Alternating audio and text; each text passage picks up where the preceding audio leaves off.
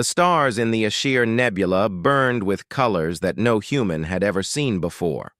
Purple clouds of gas stretched across the darkness like giant hands reaching for something far away.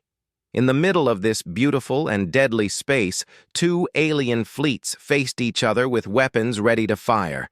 The Wrath ships looked like massive insects made of black metal. Their hulls had sharp edges and glowed with red lights. There were 30 of them, each one 3 times larger than any warship Earth had ever built. Inside these ships, the Wrath warriors prepared for battle. They had hard shells covering their bodies and 4 arms that could move faster than human eyes could follow. Across from them floated the Queller vessels. These ships seemed to be made from living crystal that changed colors as they moved. Blue, green, and silver light danced across their surfaces. The Queller themselves were beings of pure thought, their consciousness living inside the crystal structures. They did not have bodies like humans or the Wrath. They were minds that could think at speeds that would break a human brain. For 300 years, these two civilizations had met in this nebula to fight their ritual war. It was not a war of hate anymore. Long ago, the Wrath and Queller had nearly destroyed each other completely. Billions had died. Entire worlds had burned. Then the ancient leaders had made a treaty. Instead of total war, they would fight here in this neutral zone. They would follow rules. They would keep their honor. And most importantly, no one else would ever be allowed to enter this sacred battlefield. War Master Threk stood on the command bridge of his flagship. His 4 arms rested on the control panels as he watched the Queller ships maneuver into position. His warriors chanted their battle songs, their voices creating a sound like thunder rolling through metal halls. Threx had fought in this nebula for 40 years. He knew every move, every strategy, every honorable way to die and to kill. On the Queller side, Crystal Mind Luminara calculated the battle ahead. She was old, older than any human civilization. She had seen stars born and die. She processed 1,000,000 thoughts every second, running simulations of the coming fight. The Wrath would charge. The Queller would adapt. Ships would be destroyed. Warriors would die with honor, and tomorrow both sides would count their losses and prepare to fight again. This was the way it had always been. Neither side knew that everything was about to change. The human warship Indomitable tore through space at impossible speed. Inside the ship, alarms screamed. Red lights flashed on every wall. Smoke poured from damaged panels as sparks shot across the bridge. Captain Daywan gripped the arms of his command chair as the ship shook violently. He was a man in his 50s with gray hair and scars on his face that told stories of old battles. His uniform was torn and burned from fighting the fire that had started in the engine room 20 minutes ago. "Status report!" he shouted over the noise of alarms. Lieutenant Hana worked frantically at her station. She was younger, maybe 30 years old, with quick hands that moved across the controls like a musician playing an instrument. "Navigation is completely offline, Captain. We're traveling blind. The radiation from that solar flare fried every sensor we have." At the engineering station, Minho's voice came through the communication system. His voice was strained and tired. "Captain, I've got the fire under control, but the faster-than-light drive won't shut down. Something is wrong with the core. We're going to drop out of light speed any second, and I have no idea where we'll end up." Daywan felt his stomach tighten. They had been traveling through deep space, far from any known system, when a massive solar flare from a dying star had hit them. The radiation should not have been able to damage a military vessel. But somehow it had found every weakness in their shields. Now they were flying blind through the galaxy with no way to stop. "Ambassador Jiwan," Daywan called to the woman standing near the back of the bridge. "Send out an emergency signal on all frequencies. Tell anyone who can hear us that we have lost control of our ship." Jiwan nodded. She was a diplomat, not a soldier, and her hands shook as she worked the communication panel. She had been on board to negotiate a trade agreement with a colony world. Now she might die in the middle of nowhere, and Earth would never know what happened to them. "Signal sent, Captain," she said quietly. "But we're so far from any human space, I don't think anyone will—" The ship jerked suddenly. The lights went out for a moment, then came back dimmer than before. The terrible sound of the faster-than-light drive changed from a scream to a low groan. "We're dropping out!" Hannah called out. "Emergency exit from light speed in 3, 2, 1. The Indomitable fell back into normal space like a rock dropping into water. The main view screen flickered to life, and everyone on the bridge froze.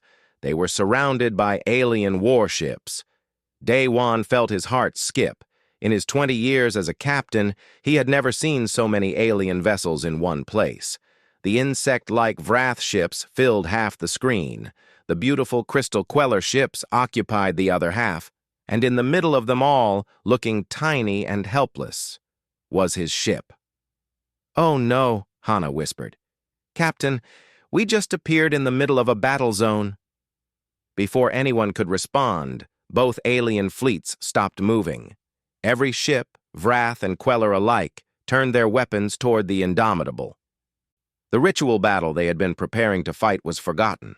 Something far more serious had just happened.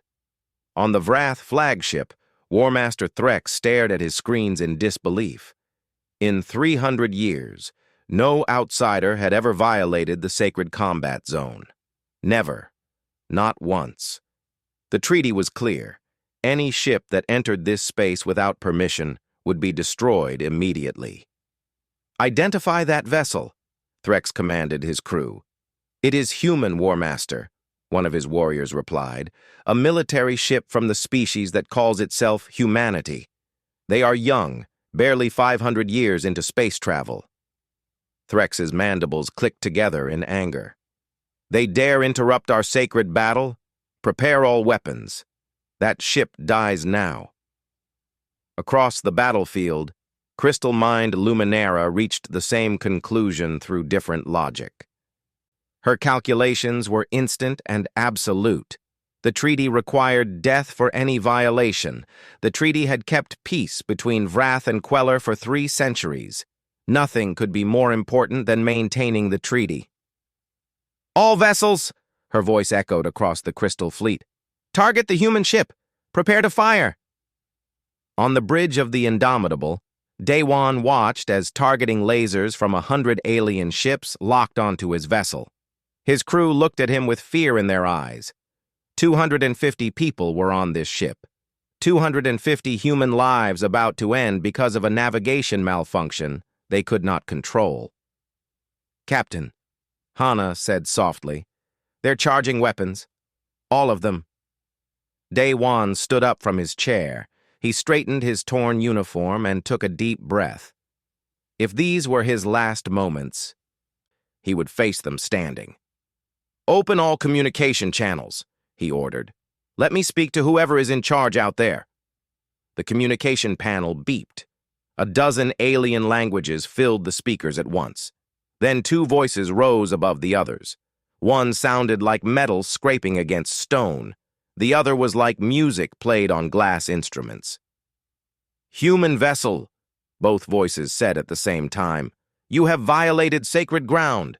Explain why you should not die."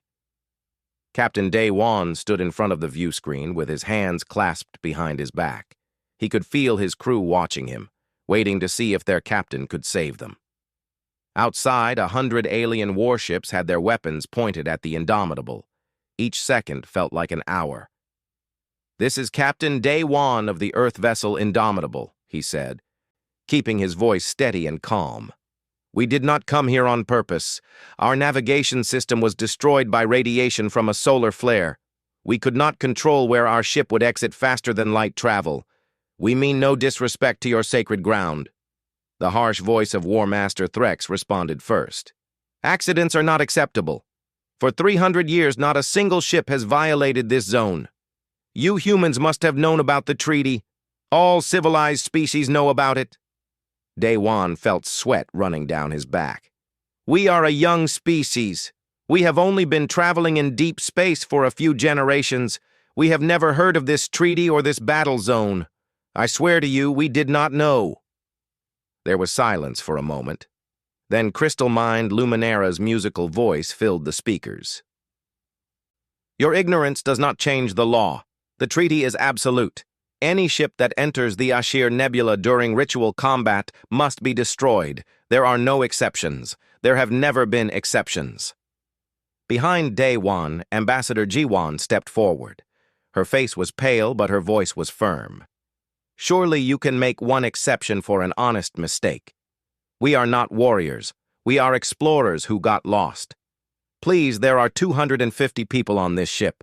Most of them are not even soldiers. We have engineers, scientists, medical staff, and civilians. You would kill them all for something they could not control?" "Yes," both alien voices said at the same time. Lieutenant Hana turned to Daewon with desperation in her eyes. "Captain, I've been scanning their formations. Even if we ran right now, we wouldn't make it. They have us completely surrounded. Our weapons are no match for even one of their ships, and there are dozens out there." At his engineering station below the bridge, Minho worked frantically to repair the damaged systems. His hands moved across the control panels as he rerouted power and replaced burned circuits. He could hear the conversation with the aliens through his headset. "Captain," Minho's voice came through the communication system. "I've been analyzing the radiation that damaged our ship. It's the same type of radiation that fills this entire nebula. The solar flare didn't just hit us randomly. This area of space is full of exotic particles. They created a cascade failure in our navigation computer. No one could have predicted it." This truly was an accident. Daewon grabbed onto that information like a drowning man grabbing a rope. "Did you hear that? Our engineer has proof that the nebula itself caused our malfunction. This was not our fault. The radiation here is dangerous and unpredictable." War Master Threx's voice held no sympathy. "The nebula has always been dangerous. That is why only warriors are allowed here. You should have been more careful." "We didn't know we were coming here," Daewon shouted, his calm breaking for just a moment. He took a breath and continued more quietly. "Please, you speak of honor and sacred traditions. Is there no honor in mercy? Is there no tradition that allows for accidents?" Crystal Mind Luminara processed this question at the speed of thought. She searched through 300 years of treaty history, looking for any precedent. There was none. The law was clear and had been followed perfectly for centuries. "No," she finally said, "there is no such tradition." On the Vrath flagship, War Master Threx felt something strange. It was not pity exactly. The Vrath did not pity enemies, but he felt curiosity. This human captain spoke with courage even when facing certain death. He did not beg or cry. He argued his case like a warrior defending his honor. That was admirable, even if it changed nothing. "Human captain," Threx said slowly, "you have courage. That is good. You will die with honor, but you will still die. All ships, prepare to fire on my command." Daewon looked around his bridge. Hana sat at her station with tears running down her face, but her hands never stopped working. Jiwon stood with her eyes closed, probably praying. Throughout the ship, 250 people prepared to meet their end. Then an idea came to Daewon. It was crazy and probably would not work, but it was better than just waiting to die. "Wait!" he called out. "You speak of warriors and honor. You have ritual combat. Do you have trial by combat? If I challenge you to a fight, would you accept?" This question created confusion among both alien fleets. War Master Threx consulted with his officers. They talked in their clicking, scraping language for several minutes. Crystal Mind Luminara ran probability calculations. The concept was bizarre, but it was also interesting. "What exactly are you proposing?" Threx finally asked. Daewon spoke quickly before they could change their minds. "Give us a chance to prove ourselves worthy of mercy. Let us fight. If we win, you let us leave. If we lose, you destroy us as you planned. Either way, your honor is satisfied. You cannot be serious, Luminara said. Your single ship against our combined fleets? You would be destroyed in seconds. Then what do you have to lose? Daewon countered. If we're going to die anyway, at least let us die fighting. Isn't that more honorable than executing a helpless ship? War Master Threx felt his warrior spirit stirring. The human had a point. There was more honor in combat than in simple execution. But the treaty was clear. He could not just ignore 300 years of law because he liked the human's attitude. Before he could respond, his tactical officer shouted an alarm. War Master! New contacts! Multiple ships dropping out of faster-than-light travel! On every ship in the nebula. Sensors lit up with warnings. Dozens of vessels appeared at the edge of the battle zone. These were not Wrath ships, or Queller ships, or human ships. These were Morvan raiders, and they had come to kill everyone. The Morvan ships were ugly things, built from stolen parts and held together with weapons and greed. The Morvans themselves were pirates who traveled the galaxy looking for battles to exploit. They sold weapons to both sides of every war. They stole from the dying and killed the survivors. Every civilized species hated them. All ships, a raspy voice broadcast across every frequency. You are surrounded. Surrender your vessels and we might let some of you live. Resist and we will take everything by force. War Master Threx roared in fury. How dare they violate the sacred zone? All ships, new targets. Forget the humans. Destroy these raiders. But the Morvans had planned their attack carefully. They fired first, launching missiles and energy beams at both the Wrath and Queller fleets. Threx's flagship shook as weapons hit its shields. Alarms blared throughout the Wrath fleet. The Queller ships tried to respond, but the Morvans had brought special weapons. Electromagnetic pulses ripped through space, disrupting the crystal structures that the Queller used for thinking.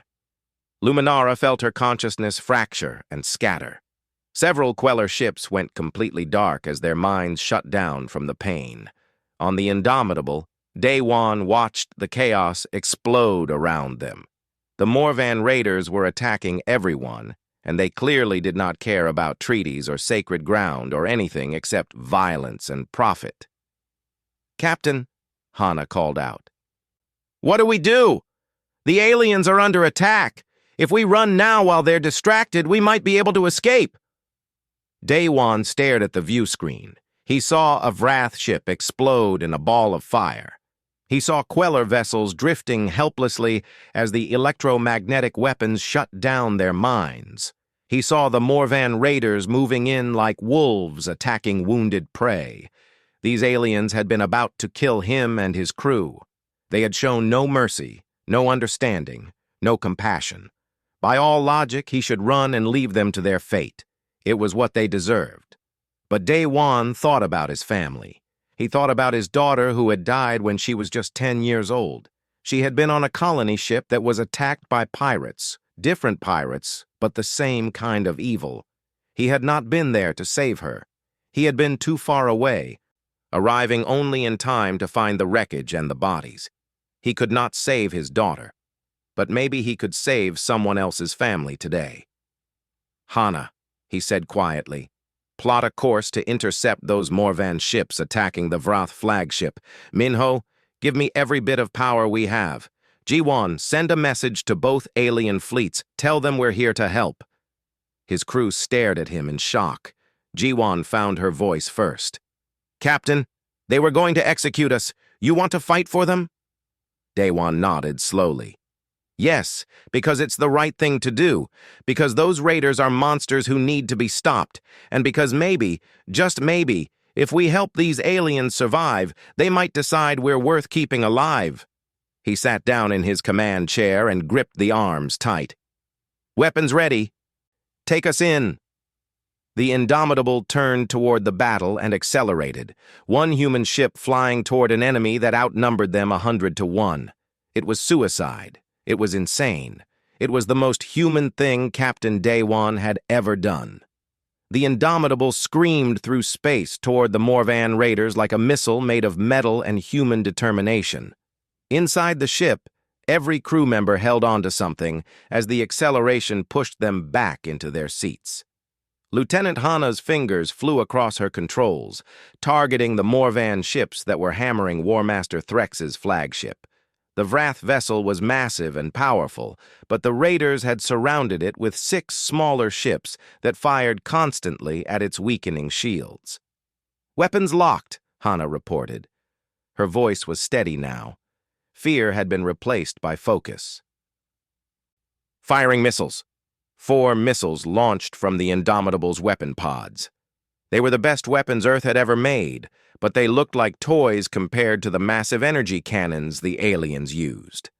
The missiles streaked through space and slammed into the nearest Morvan ship. Explosions bloomed across its hull, ripping holes in the armor. The Morvan ship twisted away, trailing fire and debris. The other raiders immediately noticed the human vessel. They had ignored the Indomitable before, thinking it was not a threat. That was a mistake they would not make again. "Captain!" Hana shouted. 3 Morvan ships breaking off to engage us." "Good," Daewon said grimly. "That's 3 less attacking the Vrath. Evasive maneuvers. Don't let them get a clean shot." The Indomitable danced through space, dodging left and right as Morvan weapons fire lit up the darkness. Energy beams cut through the area where the ship had been just seconds before. One blast clipped their rear shields, making the whole vessel shake. In the engine room, Minho worked like a man possessed. Sweat poured down his face as he manually rerouted power from every system that was not absolutely essential. Life support in empty sections, shut it down. Gravity in the cargo bays, gone. Every bit of energy went to weapons and shields. "Captain," Minho's voice crackled through the communication system. "I can give you full power for maybe 10 more minutes. After that, we're running on emergency reserves only. Use it well." "Understood," Daewon replied. He opened a channel to the Vrath flagship. "War Master Threx, this is Captain Daewon. We're here to help. Tell us where you need us." There was a moment of stunned silence. Then Threx's voice came through, filled with confusion and something that might have been respect. "Why? Why would you help us? We were about to kill you." "Because those raiders are attacking everyone," Daewon answered simply. "And because someone once told me that honor means doing the right thing even when it's hard. Was I wrong?" Threx had no answer to that. No one had ever asked him such a question. In his 40 years of ritual combat, every battle had clear rules and expected outcomes. Nothing about this situation made sense anymore. A species that should be his enemy was fighting to save him.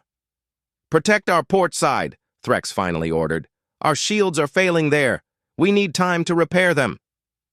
The Indomitable moved into position, placing itself between the Vrath flagship and the attacking Morvan ships. It was like a small child standing in front of a warrior to protect him from wolves. The comparison would have been funny if it was not so desperate. Across the battlefield, crystal-mined Luminara struggled to recover from the electromagnetic attack. Her consciousness was scattered across a dozen crystal nodes, each one trying to reconnect with the others. Through the pain and confusion, she observed what the human ship was doing. It made no logical sense. The humans should flee. That was the rational choice, the one with the highest probability of survival. Instead, they were fighting to protect the very aliens who had threatened to execute them. Luminara ran calculations trying to understand this behavior and came up with nothing. Human actions did not follow any logical pattern she knew. "All Queller vessels," she broadcast to her fleet, "analyze the human combat patterns. They fight differently than we do. Perhaps we can learn something useful." The Queller ships that were still functional turned their sensors toward the Indomitable. What they saw was chaos turned into strategy. The human ship did not follow standard combat doctrine. It did not maintain safe distances or use proper formation flying. Instead, it moved like a wild animal, unpredictable and fierce. Hana targeted weak points on Morvan ships and exploited them ruthlessly. She aimed for engine sections, weapon pods, sensor arrays. Every shot was meant to disable rather than destroy. It was efficient in a way the Queller had never considered. "Captain," Hana said, "I'm picking up Morvan communication signals. They're coordinating their attacks. If I can hack into their system, I might be able to disrupt their commands." "Do it," Daewon ordered immediately. Hana's fingers moved faster than ever. She was not trained in alien computer systems, but code was code. She found patterns in the Morvan signals and exploited them. Within minutes, she was feeding false information into their communication network. Morvan ships received orders telling them to attack positions where no enemies existed. They turned their weapons on empty space, while real threats approached from different angles. 3 Morvan vessels collided with each other because Hana had convinced them they were somewhere else entirely. On his command ship, the Morvan raid leader screamed in fury. "What is happening? Why are my ships acting like fools?" His technical officer checked the systems frantically. "Someone is hacking our network. They're sending false commands. Find them and kill them." But finding the source was difficult when that source kept moving and dodging and never stayed in one place long enough to be properly targeted. The Indomitable was a ghost, striking from unexpected angles and vanishing before the Morvans could respond. Warmaster Threx watched this display of human tactics with growing amazement. His warriors fought with honor and strength, following ancient patterns of combat that had served the Vrath for thousands of years. But the humans fought like nothing he had ever seen. They were creative, unpredictable, and absolutely relentless. "Repair teams," Threx ordered his crew. "How long until our port shields are restored?" "2 more minutes, Warmaster," his engineer replied. "We do not have 2 minutes," Threx growled. More Morvan ships were moving to surround them. The Indomitable could not hold them all off. That was when Minho did something insane. From his position in the engine room, he released all the excess plasma that had been building up in the damaged reactor core. The superheated gas vented into space in a massive cloud, spreading between the Vrath flagship and the attacking Morvan ships. The plasma was so hot that it interfered with sensors and weapons targeting systems. It was like a wall of fire protecting the Vrath vessel. The Morvan ships could not shoot through it accurately, and they did not dare fly through it because the heat would destroy their hulls. "What did you just do?" Daewon asked Minho, surprised. "Bought us some time," Minho answered tiredly. "But Captain, that was our emergency coolant. The reactor is going to overheat soon. We need to end this fight quickly." Daewon nodded, even though Minho could not see him. "Understood. Hana, do we have any missiles left?" "2, Captain, and maybe 30% power in our main cannon." "That will have to be enough." Daewon studied the tactical display, looking for any advantage. The Morvans still outnumbered them badly, but they were getting frustrated and careless. That was something he could use. "All crew," Daewon announced over the ship's internal communication. "Prepare for emergency maneuver Delta 7. Seal all blast doors and secure everything. This is going to be rough." Maneuver Delta 7 was something they had trained for, but never actually used in combat. It was considered too dangerous, too likely to damage the ship. But desperate times called for desperate measures. The Indomitable suddenly flipped end over end while still moving forward at full speed. Its main cannon, which had been pointing away from the battle, now faced directly at the largest group of Morvan ships. Hana fired both remaining missiles and the cannon at the same moment. The missiles hit first, breaking through the shields of 2 Morvan vessels. The cannon blast followed a split second later, punching through the weakened defenses and striking the raiders' ammunition storage. The explosion was massive, a chain reaction that destroyed 3 ships and damaged 5 others. But the maneuver had cost them. The Indomitable's hull groaned under the stress. Warning alarms blared as structural supports cracked. The ship had not been designed to handle that kind of rotation at combat speeds. "Hull integrity at 60%, Hana reported. We can't do that again. We won't need to, Daewon said, pointing at the tactical display. The Morvan raiders were retreating. They had come expecting easy prey, damaged alien ships that could barely fight back. Instead, they had found organized resistance and a crazy human vessel that fought like a demon. The Morvans were pirates, not warriors. They did not fight when the cost became too high. All ships withdraw, the Morvan raid leader ordered. This battle is too expensive. We will find easier prey elsewhere. The remaining Morvan vessels turned and activated their faster-than-light drives. Within seconds, they were gone, leaving behind only debris and the floating hulks of their destroyed ships. Silence fell across the battlefield. The Wrath and Queller fleets were damaged but intact. And in the middle of it all, the Indomitable drifted slowly, its power nearly exhausted and its hull cracked in a dozen places. Daewon slumped in his command chair, suddenly feeling every bit of his age. His hands were shaking from adrenaline. Around him, his crew sat in stunned disbelief that they were still alive. "Captain," Hana said quietly, "we're receiving a communication from War Master Threx." Daewon straightened up, trying to look more composed than he felt. "Put it through." Threx's face appeared on the view screen. The alien warrior looked at Daewon with an expression that was difficult to read. His mandibles clicked slowly, which might have been the Wrath equivalent of deep thought. "Human captain," Threx said finally, "you fought for us. You risked your ship and your crew to save enemies who had promised to kill you. I have never seen such a thing in all my years of war. I must ask you again. Why?" Daewon met the alien's gaze steadily. "Because it was right. Because those raiders were evil and needed to be stopped. And because I hoped that maybe, if we proved ourselves, you might see us as something other than criminals who violated your treaty." Threx was quiet for a long moment. Then he nodded slowly. "Come aboard my flagship, Captain. You, your lieutenant, your engineer, and your ambassador. We must talk. There are decisions to be made, and they cannot be made with weapons still pointed at each other." It was not forgiveness.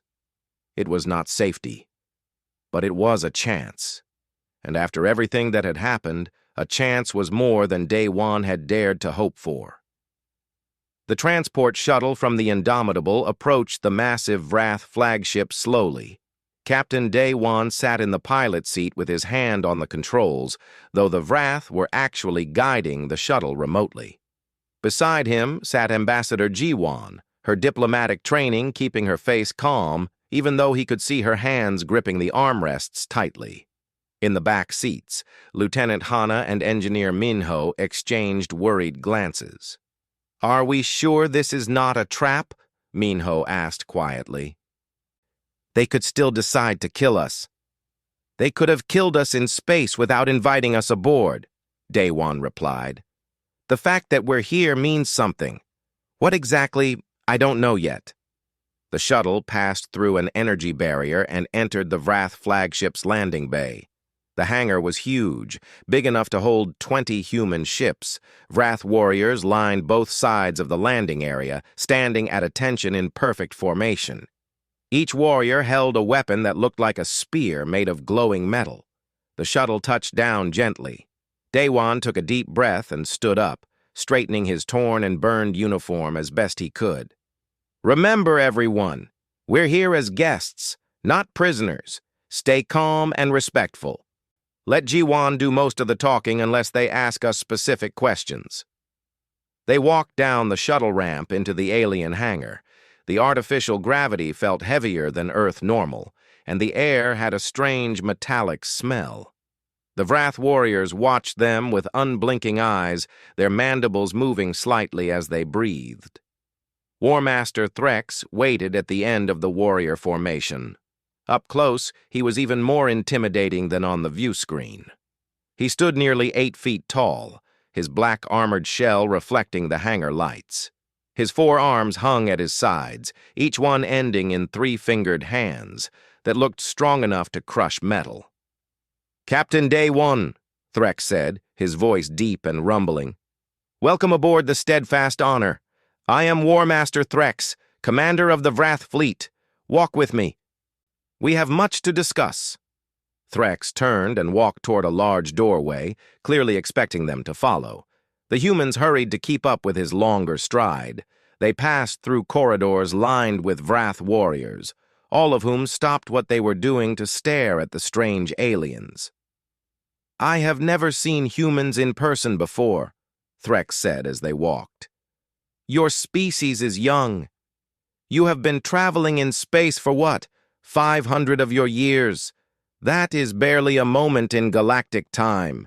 Yet here you are, in the middle of our ancient conflict. We didn't mean to intrude, G1 said diplomatically. As Captain Daywan explained, our navigation system was damaged. We had no control over where we would emerge from faster-than-light travel.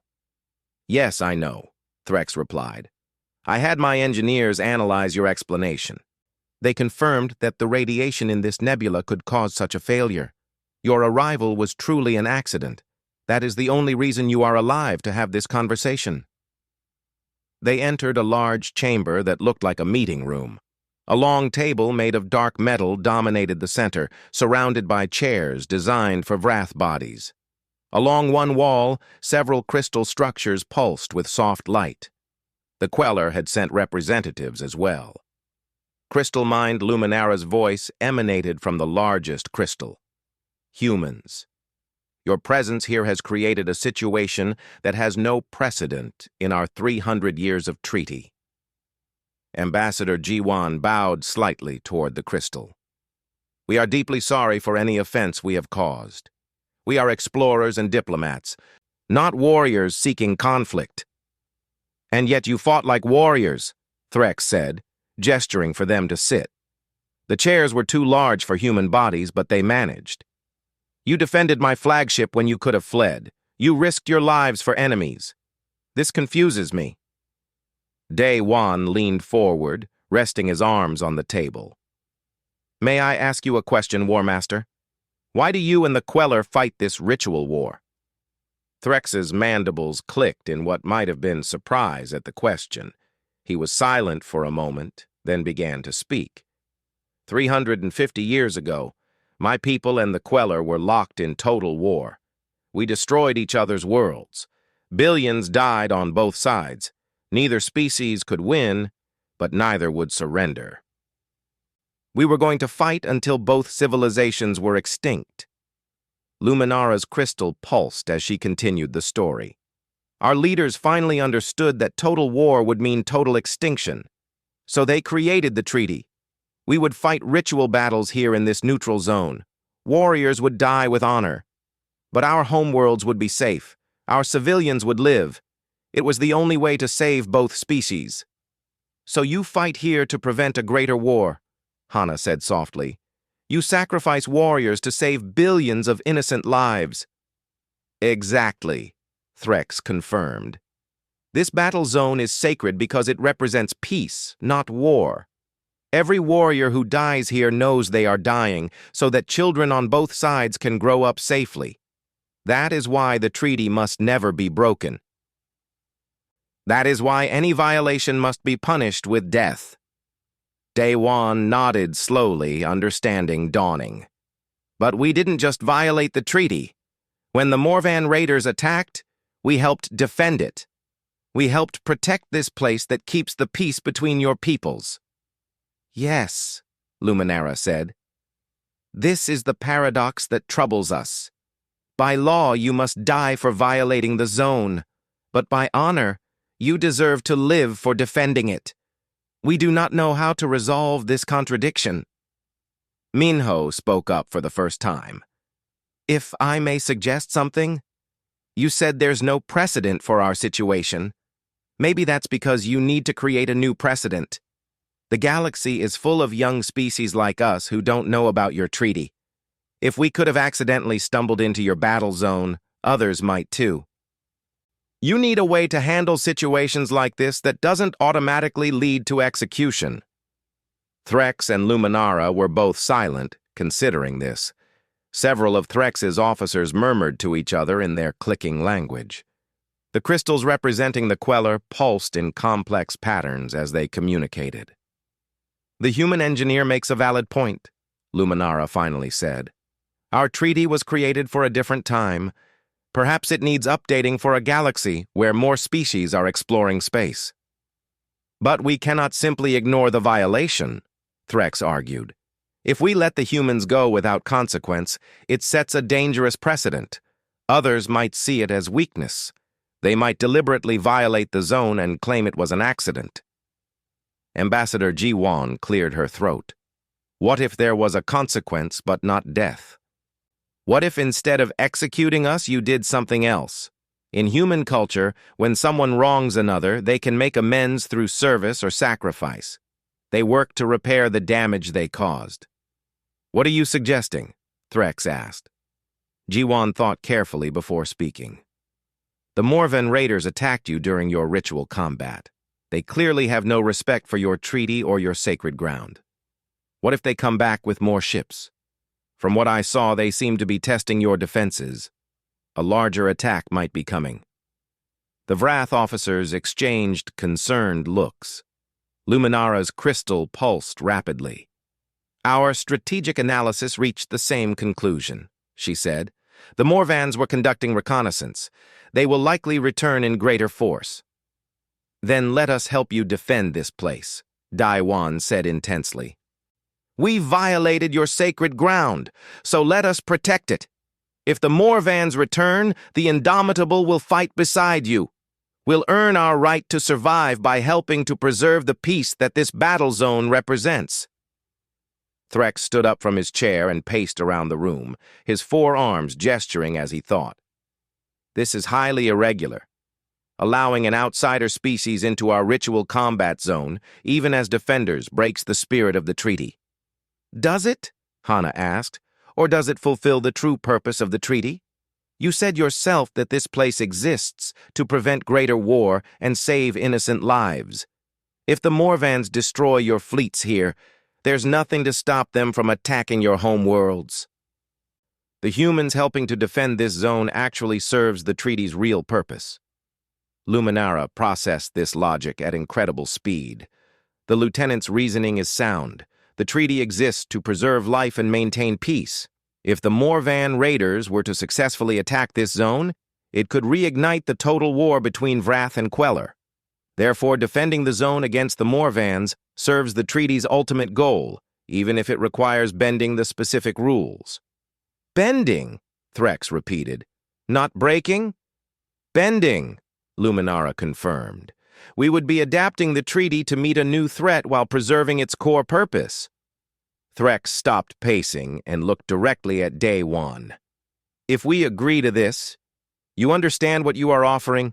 You would stay here and fight when the Morvans return. Your ship is already damaged. Your crew is exhausted. The odds of survival are not good." "I understand," Dai-Wan said firmly. "But running away and leaving you to face the raiders alone isn't something I can do. It's not who we are as humans. We finish what we start, and we stand by our friends." "Friends?" Threx's mandibles clicked rapidly. "We were trying to execute you an hour ago." Dai-Wan smiled slightly. "Yes, but you were doing it for honorable reasons. You were following your laws and protecting something sacred. I can respect that. And then we fought side by side against a common enemy. That makes us comrades in my book, even if we started as enemies." For the first time since meeting the humans, Threx made a sound that might have been laughter. It was a deep rumbling that came from his chest. "You are a strange species, humans. Illogical and emotional, but also brave and honorable in your own way." He turned to his officers and spoke in the Vrath language. They responded with clicking and scraping sounds, clearly debating. Finally, they seemed to reach agreement. "Very well," Threx announced. "The Vrath accept your offer. You will remain here as defenders of the sacred ground. If you survive the coming battle, we will consider your debt paid. You will be free to leave, and we will establish formal relations between our peoples. The Queller also accept, Luminara added. Though I must note that our probability calculations give you only a 23% chance of surviving. Minho grinned despite the dire prediction. I've survived worse odds.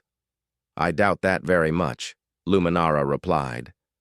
My calculations are extremely accurate. Then I guess we'll have to prove your calculations wrong, Hana said with more confidence than she felt. Jiwan stood and bowed formally to both Threx and the Queller crystals. On behalf of humanity and Earth, we thank you for this chance. We will not disappoint you. As the humans prepared to return to their ship, Threx spoke once more. Captain Day-Wan, when this is over, assuming we all survive, I would like to learn more about your species. Any people who can turn enemies into friends so quickly are worth knowing. Day-Wan extended his hand in the human gesture of greeting. After a moment's hesitation, Threx reached out with one of his 4 hands and carefully grasped it. The alien's grip was strong but controlled, careful not to crush human bones. I'd like that, Day-Wan said. We have a lot to learn from each other.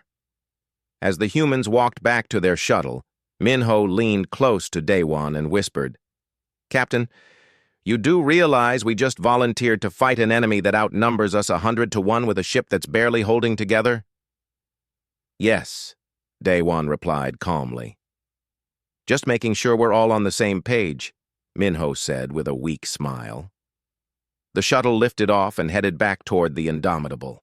Behind them, the Wrath and Queller fleets began preparing for the battle they all knew was coming. And somewhere out in deep space, the Morvan raiders were gathering their forces for an attack that would decide the fate of everyone in the Ashir Nebula. The next 48 hours passed in a blur of desperate preparation. The Indomitable hung in space near the Wrath flagship, while Minho and his engineering crew worked around the clock to repair the damage from the first battle. Wrath technicians came aboard to help, their 4 arms making them incredibly efficient workers. The language barrier made communication difficult at first, but engineers had a universal language of gestures and diagrams that transcended words. On the bridge, Hana worked with Queller strategists to plan the defense. The Queller thought at speeds that made human brains ache, but they were patient with her slower processing. They showed her tactical simulations of the coming battle, each one ending in defeat. 200 Morvan ships were gathering at the edge of the nebula. The combined Wrath and Queller fleets numbered only 80 vessels, and many of those were damaged from the first fight. We cannot win this by traditional means, Crystal Mind Luminara's voice came from the communication console. Her consciousness was linked to the Indomitable's systems now, allowing her to observe and advise. The Morvans have too many ships. Even fighting perfectly, we will be overwhelmed. Hana stared at the star charts, showing the nebula's exotic radiation patterns. An idea began forming in her mind, crazy and dangerous, but possibly workable. What if we don't fight traditionally? What if we use the nebula itself as a weapon?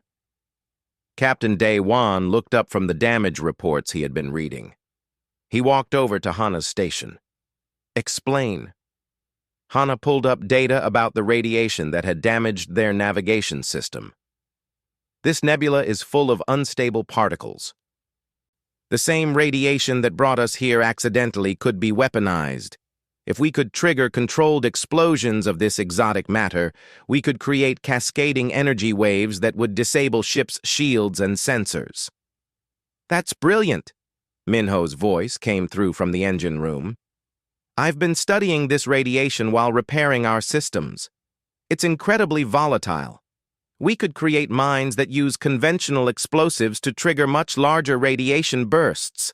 Plant enough of them throughout the nebula, and we could turn this whole area into a trap. War Master Threx's face appeared on another view screen. He had been listening to the conversation. This is an interesting strategy, but we have less than 2 days before the Morvans arrive. Can you create enough of these mines in that time? Not alone, Minho admitted. But with Vrath and Queller help, maybe. We'd need every engineer and scientist available working together.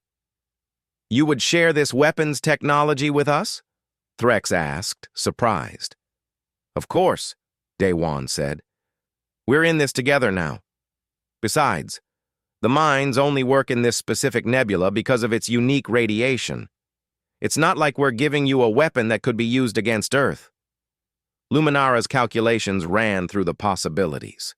If we combine human creativity with Vrath manufacturing capability and Queller precision, we could create approximately 3,000 radiation mines in 46 hours. That would be sufficient to cover the primary approach vectors. Then we do it, Daewon declared. All ships, all crews. Everyone works together. We have one chance to survive this. And it depends on us trusting each other completely. The next 2 days were unlike anything the three species had experienced before. Vrath warriors who had spent their lives fighting the Queller now worked beside crystal mines to build weapons. Human engineers taught aliens how to safely handle the unstable radiation. Ambassador Jiwon moved between ships, smoothing over cultural misunderstandings and keeping everyone focused on the common goal. Aboard the Indomitable, an unexpected friendship formed between Minho and a young Vrath engineer named Tarek. Despite the language barrier, they communicated through shared excitement about technology. Tarek showed Minho how Vrath power systems worked, while Minho explained human computer programming. They laughed together when a test mine exploded prematurely, covering them both in harmless but colorful radiation dust. Hana worked so closely with crystal-mined Luminara that she began to understand how the Queller thought. Their logic was different from human intuition, but both were valid ways of solving problems. Together, they created a battle plan that combined mathematical precision with human unpredictability. Captain Daewon spent hours with War Master Threx, sharing stories of their respective military careers. Threx told of battles fought with honor over centuries. Daewon spoke of Earth's violent history and humanity's slow journey toward peace. They discovered that despite their physical differences, warriors understood each other regardless of species. Ambassador Jiwon barely slept, coordinating the logistics of 3 fleets learning to work as one. She also sent a message back to Earth, explaining what had happened and what was about to happen. The message would take weeks to arrive, but she wanted humanity to know that first contact with advanced aliens had occurred, and it had led to friendship forged in combat. When the 48 hours ended, 3,000 radiation mines floated throughout the Ashir Nebula, invisible to normal sensors. The Vrath, Queller, and human ships took positions in a carefully designed formation. They looked scattered and disorganized, but it was deliberate. They were bait in a trap that would either save them all or kill them all. Sensors detecting mass faster than light signatures, Hana announced tensely. Multiple ships dropping out, counting 215 Morvan vessels. They brought even more than we expected. On the view screen, the Morvan fleet appeared like a swarm of angry insects. Their ships were ugly and mismatched, but there were so many of them. The Morvan raid leader's face appeared on all frequencies, his features twisted with arrogance and greed. Vrath and Queller fleets, he sneered. You survived our last visit, but barely. Now we return with force you cannot hope to resist. Surrender your ships, and we will kill you quickly. Resist, and we will make you suffer before taking everything you own. War Master Threx responded, his voice calm and strong. We do not surrender. We do not flee. Come and face us if you dare, pirate, the Morvan leader laughed. Brave words from dead warriors, all ships advance. Show them what happens when they defy us. The Morvan fleet surged forward into the nebula. They came fast and aggressive, expecting the Allied forces to either run or die. They did not notice the mines floating in their path. They did not realize they were flying into a trap designed by three species working together. "Wait for it," Daewon said quietly, watching the tactical display.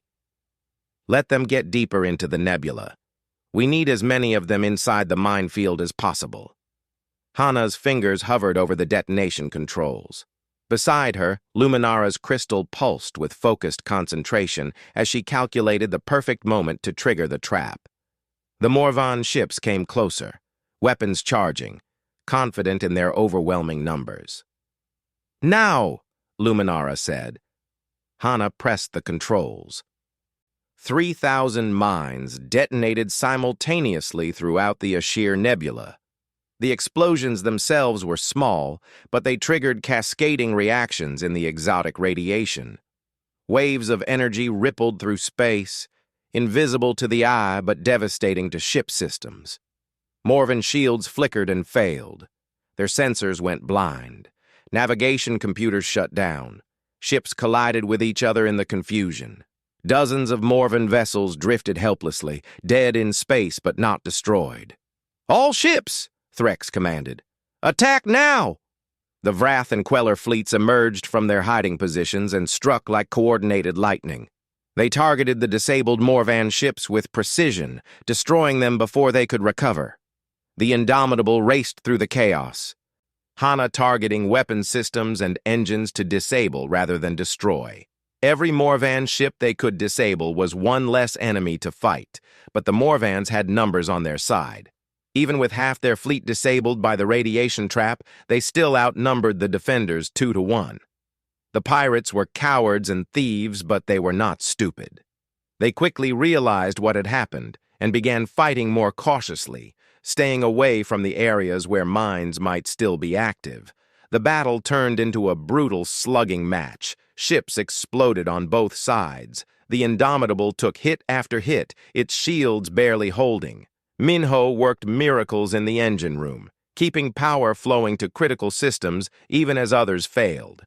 A Morvan destroyer locked onto the Indomitable and fired a massive barrage. The human ship shook like it was being torn apart. Alarms blared. Crew members were thrown from their seats. A support beam fell from the ceiling, missing Daewon by inches. "Shields at 10%, Hana shouted over the noise. "Hull breaches on decks 5-7. We can't take much more of this." Through the smoke filling the bridge, Daewon saw something on the tactical display. The Morvan command ship, larger and more powerful than any other raider vessel, was positioning itself to destroy War Master Threx's flagship. If Threx died, the Wrath fleet would lose its commander. The defense would collapse. Daewon did not think. He just acted. "Hana, plot a ramming course to that command ship. Minho, give me every bit of power we have left. We're going to hit them hard." "Captain, that's suicide," Hana protested. "We'll never survive the collision." "I know," Daewon said quietly. Then louder. "All hands! Abandon ship! Get to the escape pods! That's an order!" "Sir, we can't leave you!" Minho's voice came through, filled with emotion. "You can and you will," Daewon replied firmly. "Someone has to pilot this ship for the ramming run. That's going to be me. The rest of you have done enough. You've earned the right to survive. Now go." For a moment, no one moved. Then Hana stood up from her station, tears running down her face. She came to attention and saluted her captain. "It's been an honor serving with you, sir." "The honor was mine," Daewon said, returning the salute. "Now get everyone off this ship." The crew began evacuating, running for the escape pods. Ambassador Jiwon paused at the bridge door and looked back at Daewon. "History will remember what you did here, Captain. Humanity will remember." Then she was gone, and Daewon was alone on the bridge. He strapped himself into the command chair and took manual control of the ship.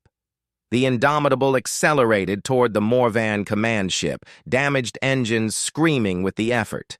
The Morvan raid leader saw the human ship coming and laughed. "One damaged vessel thinks it can stop us? Pathetic! All weapons, destroy that ship!" Energy beams and missiles hammered the Indomitable. The shields were already gone. The weapons tore into the hull directly, ripping through metal and machinery. Fire spread through the ship. The bridge filled with smoke so thick that Daewon could barely see the view screen. But he kept the ship on course. He thought about his daughter, dead for so many years. He thought about his crew who had trusted him and followed him into impossible danger. He thought about the Vrath and Queller, former enemies who had become comrades. His life had meaning. This death would have meaning, too. The Indomitable was seconds away from collision when something impossible happened. Two ships moved to flank the human vessel. On one side, War Master Threx's flagship positioned itself next to the Indomitable. On the other side, Crystal Mind Luminara's command ship did the same. Threx's voice came through the communication system. "You taught us that honor means sacrifice, human. If you can die for us, we can die for you," Luminara added, her musical voice calm and certain. "This is not logical, but it is right. We go together." The three ships, locked together by coordinated flight, struck the Morven command vessel as one. The collision was catastrophic. The Morven ship exploded in a ball of fire that lit up the entire nebula. The shockwave destroyed a dozen nearby raider vessels, but the three allied ships survived. At the last second before impact, the Vrath and Queller vessels had extended their shields around the Indomitable, protecting the damaged human ship from the worst of the explosion. All three ships were thrown backward by the blast, spinning out of control but intact. On the bridge of the Indomitable, Daewon sat in his command chair, alive and stunned. He had been certain he was going to die. He had made his peace with it. But his alien friends had saved him, risking their own lives to preserve his. The Morvan fleet broke. Without their command ship and leader, the raiders lost their will to fight. They scattered in all directions, fleeing into faster-than-light travel. The few ships that tried to continue fighting were quickly destroyed by the coordinated Allied fleet. Silence fell across the Ashir Nebula. The battle was over. The defenders had won, against all odds and predictions. Three species who had been strangers and enemies days ago had fought together and survived together. Emergency repair crews from all three fleets moved through the damaged ships, helping the wounded and fixing critical systems. Human escape pods were recovered, reuniting Daewon with his relieved crew. Minho hugged his captain so hard he nearly broke ribs. Hana and Jiwon stood on either side of him, all of them crying and laughing at the same time.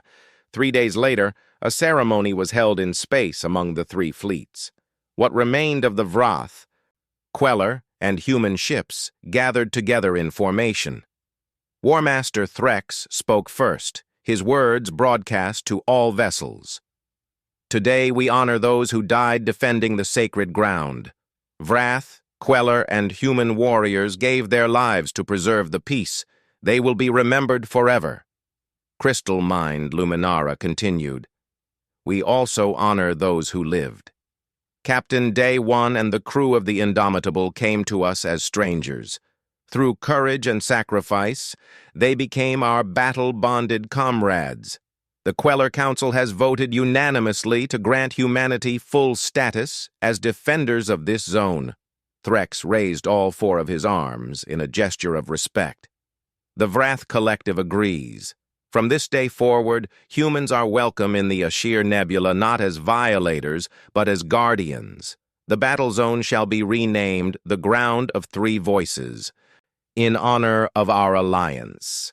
A monument was constructed from salvaged metal and crystal, floating in space where the battle had been fiercest.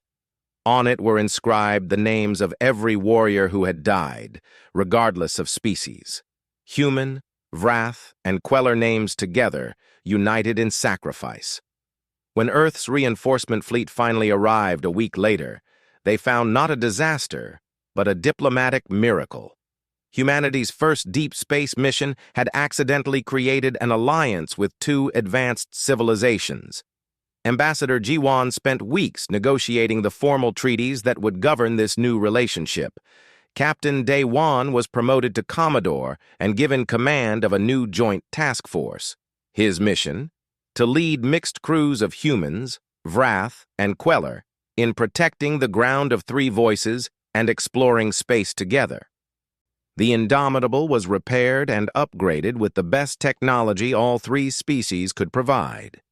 Minho became the head of a cultural exchange program, teaching human engineering to eager alien students and learning from them in return.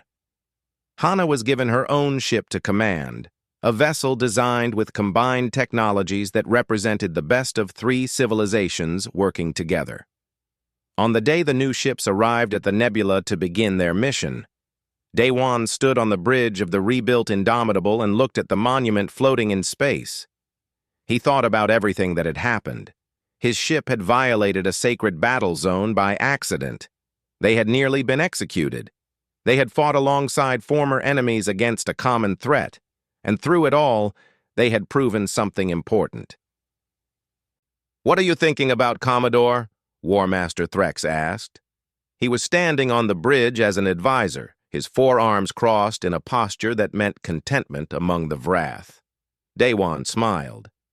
"I'm thinking that we didn't just survive the battle zone. We transformed it.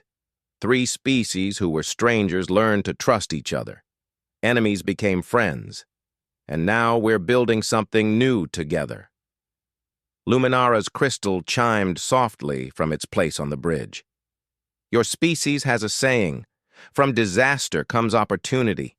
You humans turned certain death into lasting alliance." "It wasn't just us," Daewon replied. "It was all of us. Humans showed courage, but you showed mercy. We fought together, survived together, and now we'll explore the galaxy together." The Indomitable and its sister ships moved forward into the nebula, beginning their patrol. Three species working as one. Different languages, different bodies, different ways of thinking. But the same values: courage, honor, sacrifice, and the belief that doing the right thing mattered more than personal survival. In the years that followed, the ground of three voices became famous across the galaxy. Other species heard the story of how humans had accidentally violated a sacred battle zone and turned it into the foundation of an alliance. Young species learned that first contact did not have to end in violence. Old civilizations learned that even enemies could become friends if they shared common values. And on Earth, in classrooms and military academies, the story of the Indomitable was told to each new generation. It became a lesson about courage, diplomacy, and the power of doing what was right, even when the cost was terrible. Captain Daewon's last words in his memoirs, written many years later, summed up the lesson he had learned. "We went to the Ashir Nebula as violators. We could have been executed for our mistake. Instead, we chose to fight for something greater than ourselves. In doing so, we proved that humanity's greatest weapon was never our technology or our tactics. It was our heart, our willingness to stand beside others, to sacrifice for strangers, to turn enemies into friends. That is what makes us human. That is what will carry us to the stars."